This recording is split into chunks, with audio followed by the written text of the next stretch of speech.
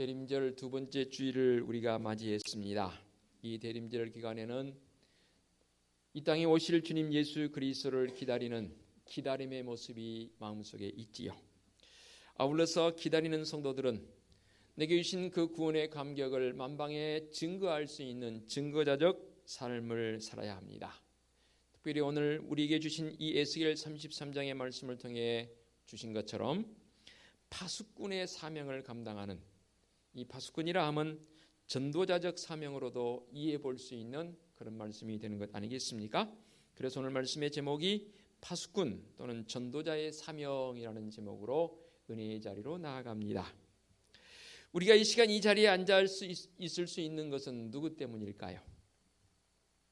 주님의 은혜이지만 분명히 누군가에 의해서 여러분 전도를 받았기 때문입니다. 물론 전도하지 않아서 자기 발걸음으로 걸어오신 분도 있긴 해요. 그러나 그도 엄밀히 살피면 누군가에 의해서 분명히 복음의 소식을 들었기에 그 복음의 소식을 따라서 이 자리에 와서 예배하는 예배자의 모습이 되는 줄로 믿습니다. 그렇죠. 누군가 예수 그리스도를 우리에게 전해주지 않았다면 우리는 그야말로 마음속에 배회자의 모습, 통회자의 모습이 있었을 것인데 이렇게 우리 하나님 앞에 나와 예배자로 설 수 있다는 것 더없는 감사요 기쁨인 줄로 믿습니다. 그러기에 이 구원의 기쁨의 소식을 듣지 못했다면 어찌했을까요? 그렇게 생각해 보신 적이 있습니까? 혹시 내가 이 구원의 소식을 듣지 못했다면 어찌 됐을까? 믿음을 가지지 못했다면 이미 버리운 자로 우리는 취급되었을 것입니다. 그런데 감사하게도 우리는 버리운 자가 아니라 택한 바 되었습니다. 너는 내 것이라, 내가 너를 실어버리지 아니하였노라. 너는 내 아들이라, 너는 내 딸이라. 너는 내 아들이라. 이렇게 불러주신 그 은혜가 있어서 이 자리에 우리 모두가 한 마음으로 예배하고 있는 줄로 믿습니다. 오늘 이 시간 우리에게 주신 이 은혜의 말씀, 에스겔서의 말씀은 요지가 바로 이겁니다. 파수꾼입니다. 파수꾼이 전쟁에 임하는, 오늘 말씀에는 칼이 임했다라고 표현을 썼는데요, 만일에 적군이 쳐들어오는 그 광경을 이 파수꾼이 봤습니다. 파수꾼은 어떤 사람입니까? 그야말로 파수하는 사람입니다. 지켜보는 사람입니다. 그런데 멀리서 적군이 쳐들어오는 그 광경이 보입니다. 그러면 파수꾼은 어떻게 해야 합니까? 경고의 나팔을 빰빰빰빰빰빰 불면서 지금 적군이 쳐들어왔다, 깨어라 하면서 경고의 나팔을 불어야 합니다. 그 경고의 나팔이 울려짐을 통해서 백성들은 깨어납니다. 그런데 만일에 이 파수꾼이 그런 적군의 침입이 있음에도 불구하고 파수꾼으로서의 사명을 감당치 못하고 경고의 나팔을 불지 않았습니다. 어떻게 되나요? 오늘 말씀에서 보니까 결국 그렇게 되면 모든 핏값을 너에게 묻겠다라고 말해요. 이 관점이 바로 전도와 관련되어지는 오늘 이 말씀이라 그 말입니다. 조금 전에 말씀드렸던 것처럼 구원의 기쁜 소식, 그 감동이 내 가슴 속에 남아 있습니다. 늘 끓어오릅니다. 그런데 그것을 어찌 나 혼자 그렇게 가만히 간직하고 있을 수 있다는 말입니까? 다시 한번 오늘 말씀 속으로 들어가 봅니다. 에스겔 선지자가 이 말씀을 기록해서 선포하게 된 그런 배경이 있습니다. 어떤 배경이냐면 지금 예루살렘의 상황을 설명하고 있는데요, 북이스라엘이 아수르란 이 강대국에 의해서 722년 BC 이미 멸망을 당했습니다. 그리고 나서 100여 년이 시간이 흘렀습니다. 그런데 남유다는 여전히 건재합니다.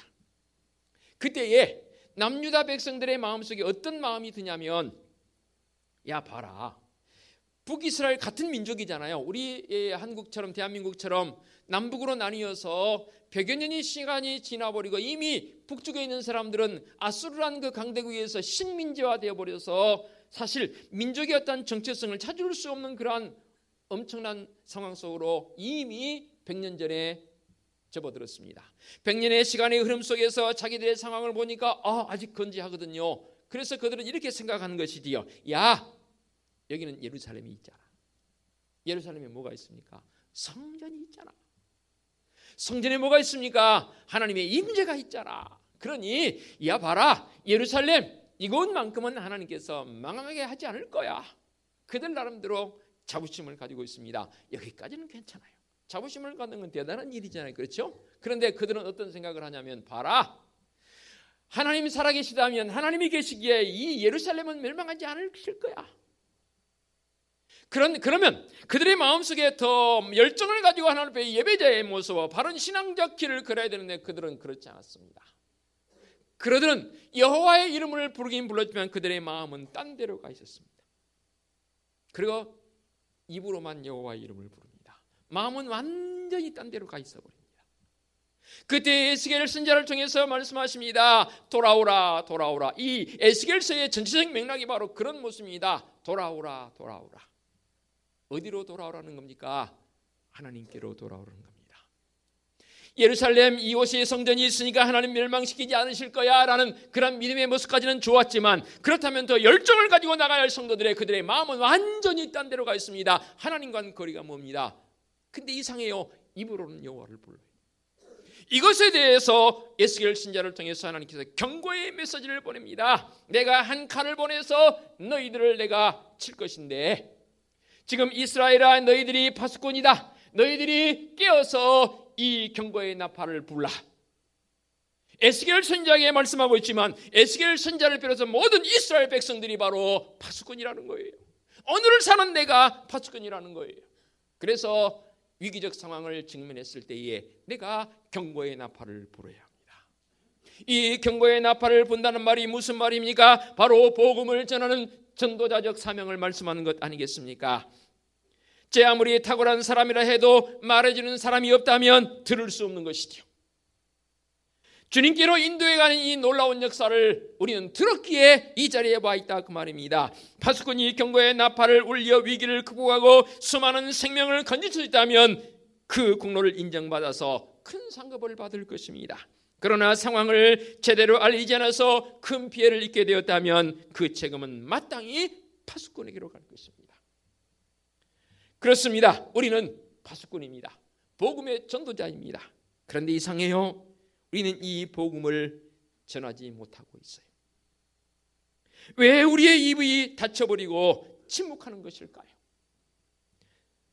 왜 꿀먹은 벙어리처럼 주님에 대한 소식을 담대히 전하지 못하고 있는 것일까요? 침묵하는 분명한 이유 가운데 하나는 우리의 신앙이 너무나 개인화되어 있습니다. 즉, 이 사회는 개인주의가 우리의 마음속에 지금 자리 잡고 있습니다. 갈수록 이렇게 심해지고 있습니다. 무슨 일을 해도 나는 나고 너는 너라는 이 선이 분명해져 가고는 이때에 좋은 것 같지만 아니라 그 말입니다. 보십시오.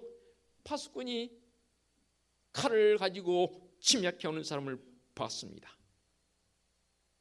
파수꾼은 분명히 봤다 그 말입니다. 그러면 그 본발을 나 혼자 간직하고 있으면 되겠습니까?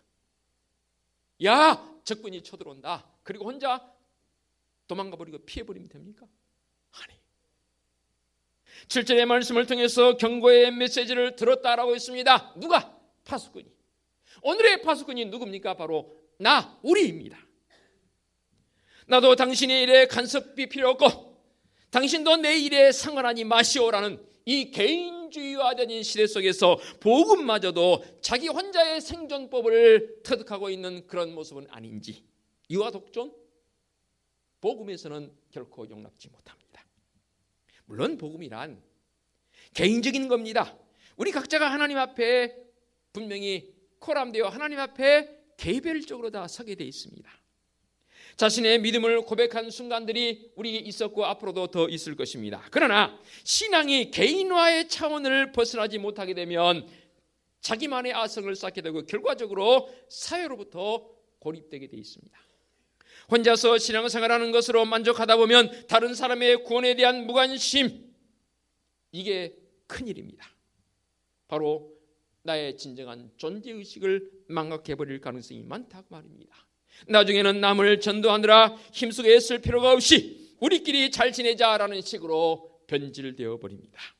복음이란 본질상 개인적이면서도 또한 사회적임을 잊지 말아야 합니다. 즉 연대적 책임이 있습니다. 오죽하면 바울은 로마서의 말씀을 통해서 내가 이탈되어지고 심지어는 떨어질지라도 내 민족이 구원받는 길이라면 나는 그것을 선택하겠다라고 바울은 그렇게까지 고백을 했습니다. 교회는 개인의 차원을 넘어서 이 사회와 나라와 민족과 세계를 향해서 복음을 전해야 할 사명을 가지고 있습니다. 우리는 성도로서 무엇보다 교회 생활 열심히 하고 봉사 잘해서 인정받는 것 중요한 일입니다. 해야 할 일은. 그러나 그보다 먼저 되어야 하는 영혼을 사랑하고 영혼을 구원하는 일에 앞장서기 위한 결단들이 우리에게 필요합니다. 만일에 복음을 전하지 않는 신앙이라면 그 사람은 반쪽짜리 신앙에 불과할 것입니다. 나가서 예수 믿으세요, 예수 믿으세요라고 우리의 입술을 벌려서 구체적으로 외침도 중요하고 더더욱 중요한 것은 우리의 삶을 통해서 관계적 전도가 중요합니다. 여러 번 말씀드렸지요. 만일에 내가 상대방에 영향을 끼치는데 저 사람 보고는 저 사람이 다니는 교회는 안 나갈 거야, 그런다면 큰일입니다. 반대로 믿지 않는 사람들이 나의 이 작은 모습을 보고도 참 내가 저 사람 보면 교회 나갈 마음이 생겨, 저 사람 꼭 따라갈 거야. 영향력이 있는 그런 믿음의 전도자들이 되어줘야 합니다. 그런데 왜 복음을 전하지 못하고 있는 것일까요? 우리가 복음 전도를 방해하는 또 다른 이유는 뭐냐면 복음에 대한 정확한 지식을 가지고 있지 않습니다. 무슨 말이냐면 복음에 대한 확신은 있는 것 같은데 그 복음을 어떻게 전해야 할지 모르는 방법을 모릅니다.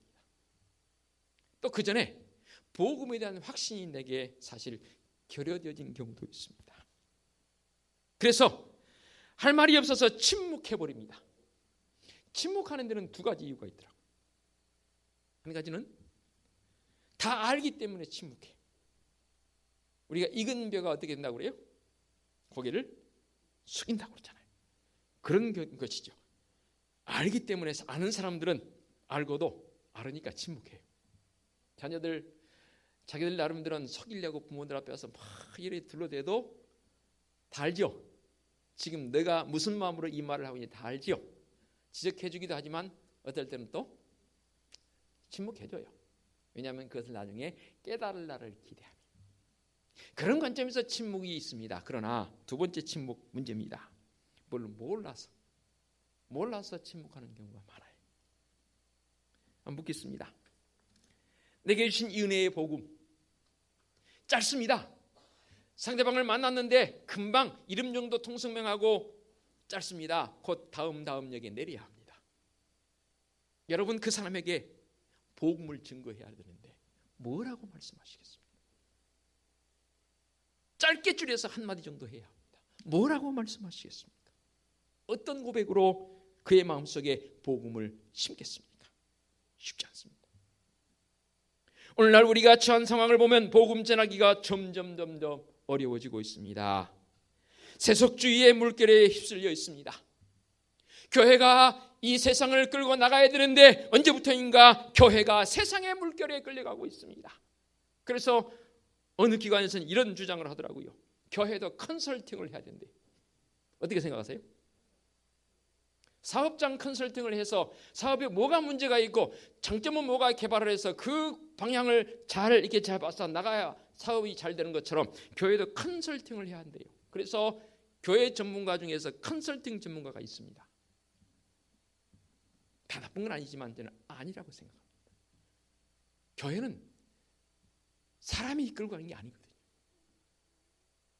교회는 성령 하나님께서 이끌고 가십니다. 근데 사람의 방법을 동원시켜서 세속화되어져서 교회마저도 그런다고요? 아니라고 생각합니다. 또한 교회는 물질 만능주의화되어 있습니다. 물질 만능주의, 만몬주의가 최고입니다. 돈이 최고입니다. 아닙니다. 교회는 하나님이 최고예요. 그런데 그것마저도 교회에서 세상화되고 있습니다. 어찌해야 할까요? 또한 종교다원주의가 교회 내에 들어왔습니다. 제가 여러 번 강조했지요. 어떻게 될지는 모르겠지만 지금 국회에 계류 중이라고 그러는데 종교다원주의, 교회에서 오직 예수 그리스도만 구원입니다 하면은 그런 설교 못하게 방해한다는 거예요. 잡아간다는 거예요. 종교는 구원이 없습니다. 제가 이렇게 말하면 틀렸다는 거예요. 그런 말 하지 말라는 거예요.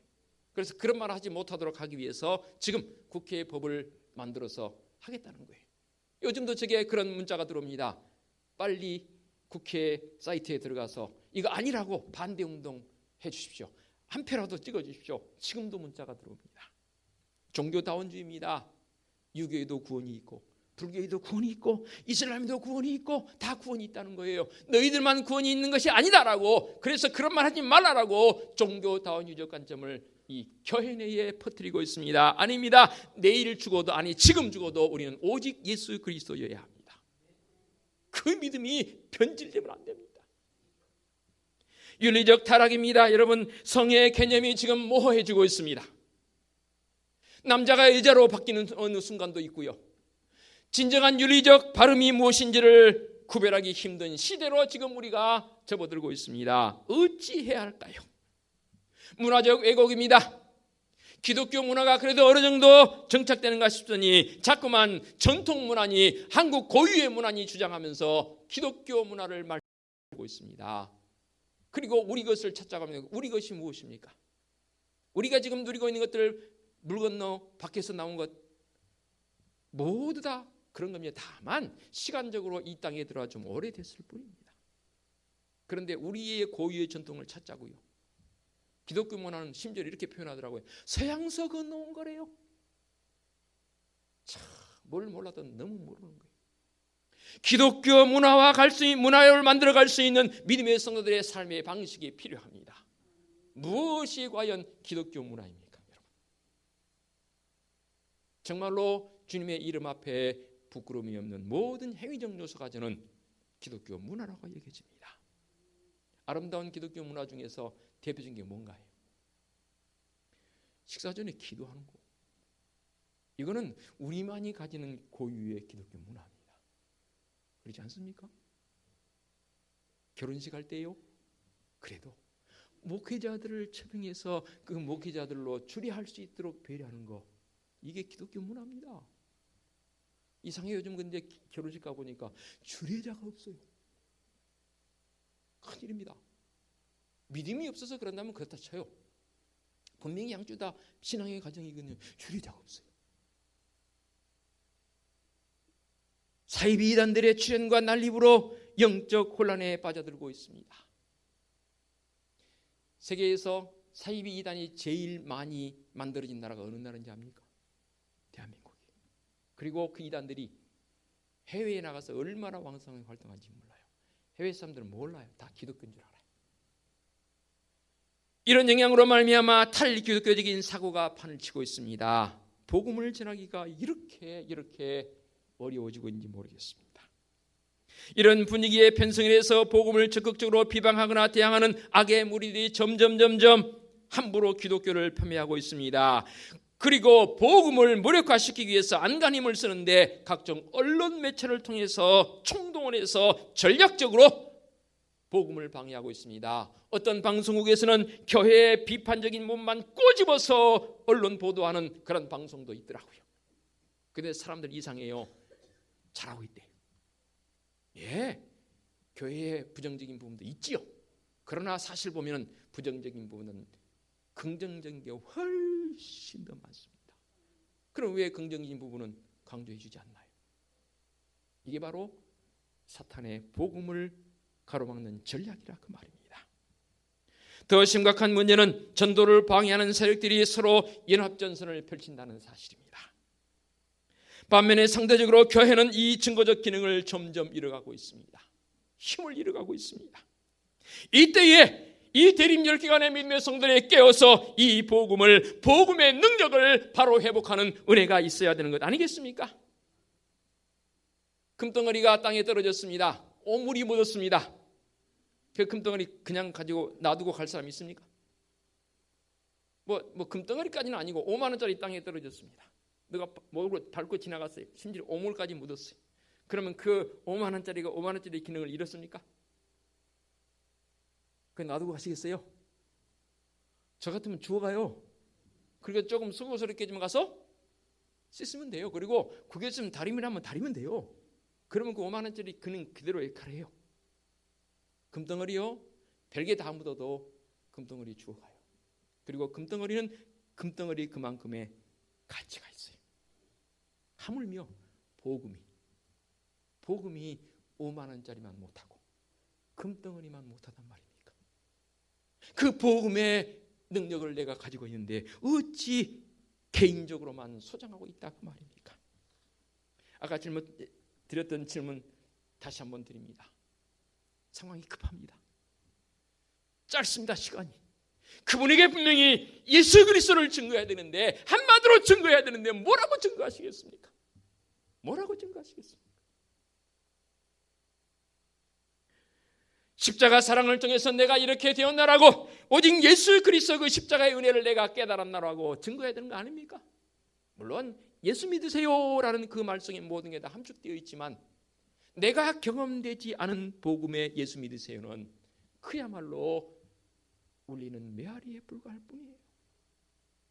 그런데 내가 경험되어진 예수 그리스도 십자가의 구속의 사랑을 내가 경험해보고 보니까, 내가 정말로 진정성을 담아서 나의 고백을 통해서 예수 그리스도의 십자가의 사랑은 대단한 사랑입니다라고 내가 한마디 증거할 때, 그 음성을 들은 사람은 그 심령을 골수를 쪼개고 남음 있는 파워 있는 짧은 한마디의 메시지가 되는 줄로 믿습니다. 그렇습니다.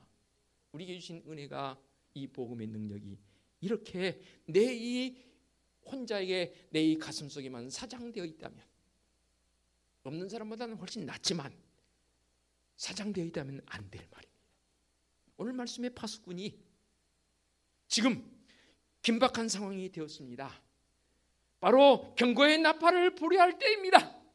경고의 나팔을 불지 않아서 결국 민족이 망하게 되고 여러 사람이 죽게 되었습니다. 그럼 뭐라고 하면 그 핏값을 누구에게 묻겠다는 겁니까? 이 파수꾼에게 묻겠다는 겁니다. 말씀에 등장한 파수꾼으로 끝나지 않습니다. 이 파수꾼은 바로 나입니다.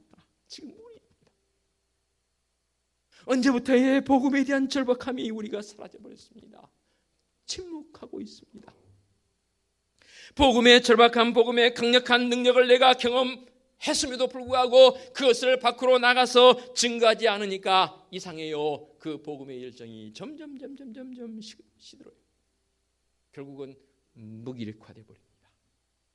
삶의 방법에서도 마찬가지입니다. 지금 내가 이 시간 총급을 다투는 시간에 초를 다투는 그런 이 시대 속에서 죽느냐 사느냐의 문제 앞에, 구원이냐 심판이냐는 문제 앞에, 천국이냐 지옥이냐는 이 문제 앞에 지금 내가 서 있습니다.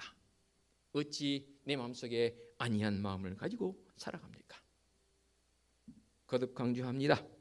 내 입술을 벌려서 예수 믿으세요라고 복음 증가하는 증거적 모습 꼭 있어야 합니다. 그것도 있어야 되지만 내 삶의 모습을 통한 관계 전도요. 최소한 이 대림절 기간만큼이라도 좀 긴장했으면 좋겠어요. 하나님 나를 지켜보고 계시기도 하지만 안 믿는 사람들이 훨씬 더 나를 많이 지켜보고 있습니다. 나의 언행심사, 안 믿는 사람이 더 잘 알아요. 그들을 향해서 복음 증거자적 삶을 산다는 게 무엇인지 좀 나를 깊이 들여다볼 수 있는 그런 결단의 시간 되어주시기를 부탁을 드리겠습니다. 기도합니다. 거룩하신 아버지 하나님, 예수 그리스도를 통한 이 구원의 감격을 우리에게 주셨음에도 불구하고 그것을 나만 혼자만 간직하고 있다면 이 파수꾼이 경고의 나팔을 불지 않는 것과 같은 것 아니겠습니까? 주님, 속에 좌정하셔서 내 속에 좌정하셔서 다시 우리가 파수꾼적 사명을 가지고 경고의 나팔을 울리는 믿음의 성도들의 외침이 있게 하여 주시옵소서.